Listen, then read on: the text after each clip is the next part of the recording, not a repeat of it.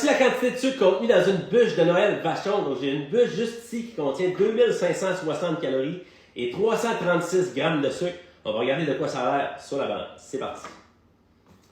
Donc, la bûche de Noël Vachon, qui est un dessert iconique pour bien des familles québécoises pendant le temps des fêtes, incluant la mienne quand j'étais plus petit, je me souviens d'avoir déjà mangé pratiquement une bûche complète.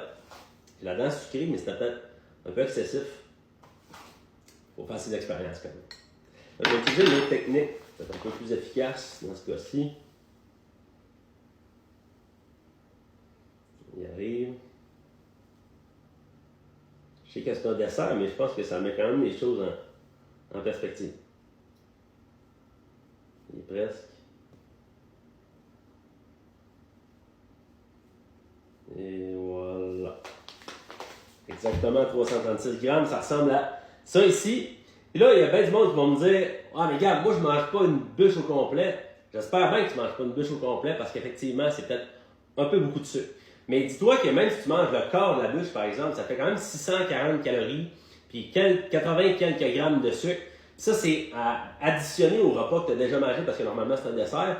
Fait que ça fait beaucoup quand même. C'est super dense comme dessert. Fait que c'est correct de se laisser de la marge de manœuvre, d'avoir une approche qui est flexible. Même si tu veux perdre du poids, moi, je prône une approche qui est plus flexible.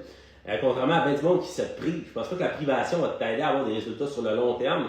Fait que tu peux utiliser la règle du 80-20, par exemple, de manger la majorité du temps, 80% du temps, de la nourriture qui est peu ou pas transformée, mais de laisser une marge de manœuvre de 20%, par exemple, dans le temps des fêtes ou dans d'autres moments, pour manger des choses que tu aimes aussi, que tu apprécies. Fait que profite du temps des fêtes, mangeant de la bûche, mais fais-le avec modération. Puis ça va te permettre de profiter de ces moments-là et d'atteindre tes objectifs de perte de poids aussi.